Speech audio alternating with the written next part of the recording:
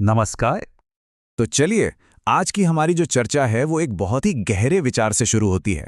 एक ऐसा विचार जो न सिर्फ हमारी हकीकत पर बल्कि हम उसे कैसे देखते हैं इस पर भी एक बड़ा सवाल खड़ा करता है। चलिए एक बहुत ही आसान से सवाल से शुरुआत करते हैं।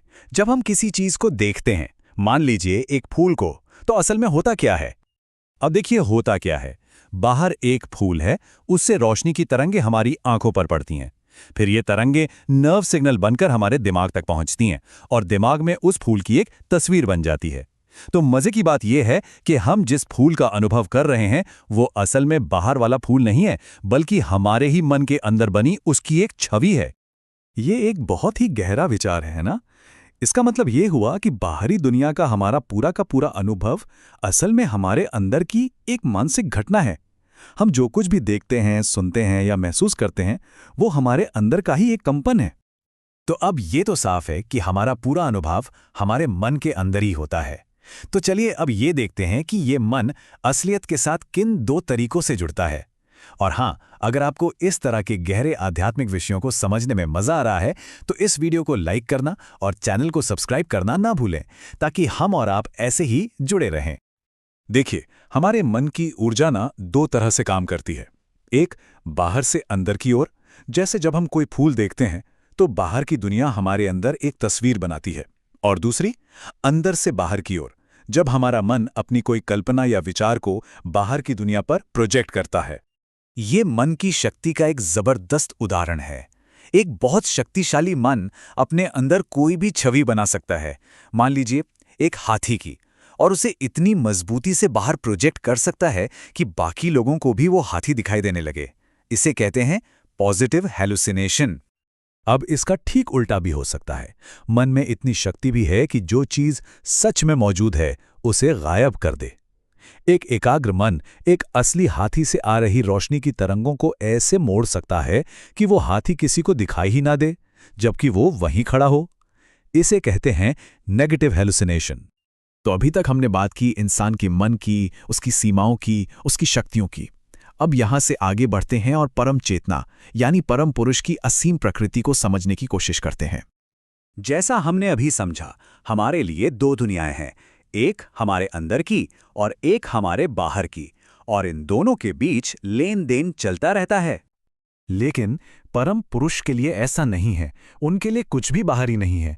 ये पूरा का पूरा ब्रह्मांड, ये सब कुछ उन्हीं के मन के अंदर मौजूद है। सोचकर देखिए इसका क्या मतलब है। इसका मतलब है कि जब परम पुरुष सोचते हैं तो वही सृष्टि बन जाती है। उन्हें किसी चीज को देखने के लिए हमारी तरह आंखों की जरूरत नहीं है, क्योंकि जो कुछ भी है वो उनके मन की ही तो रचना है। उनके लिए सोचना और बनाना एक ही बात है। कल्पना कीजिए, उनका हर विचार एक नया ब्रह्मांड है। चलिए अब एक बहुत ही दिलचस्प और कह सकते हैं कि एक विरोधाभासी विचार को समझते हैं कि एक पूरी तरह से पूर्ण सत्ता में भी कुछ अपूर्णताएं हो सकती हैं। कहा जाता है कि परम पुरुष में दो ऐसी अपूर्णताएं हैं, मतलब दो ऐसे काम हैं जो वो नहीं कर सकते। लेकिन ये कमियां नहीं, बल्कि उनकी असीम प्रकृति की गहरी विशेषताएं हैं। पहली बात, वो कभी दूसरा परम पुरुष नहीं बना सकते। जो कोई भी प्रेम और भक्ति से उनके करीब पहुंचता है वो उन्हीं में समा जाता है, अपनी अलग पहचान खो देता है। ठीक वैसे ही जैसे एक नदी समंदर में मिलकर समंदर ही बन जाती है। दूसरी बात, वो किसी से नफरत नहीं कर सकते। अब सोचिए, अगर वो किसी से घृणा करके उसे अपने अस्तित्व से बाहर करना भी चाहें तो वो जाएगा कहाँ? क्योंकि उनके बाहर तो कुछ है ही नहीं, सब कुछ तो उन्हीं के भीतर है।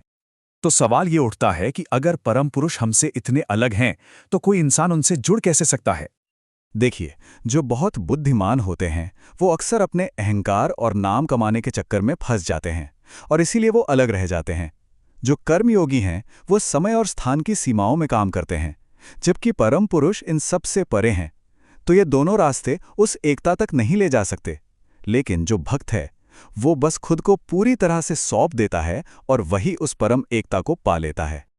अब यहां भक्त की सोच देखिए, कितनी अद्भुत और प्रेम से भरी है। वो कहता है, हे प्रभु, आप अपने भक्तों से इतना प्यार करते हैं कि उन्होंने तो आपका मन ही चुरा लिया है। वो आपके दिल में बस गए हैं। तो भक्त को लगता है कि अब परम पुरुष में एक कमी आ गई है कि उनके पास मन नहीं है। इसलिए वो बड़े प्यार से कहता है, आप मेरा मन ले लीजिए ताकि आप में कोई कमी ना रहे। ये पूरी तरह से खुद को सौंप देने का काम है, एक ऐसी समझ जो सिर्फ किताबी ज्ञान से कहीं कहीं ज्यादा गहरी है।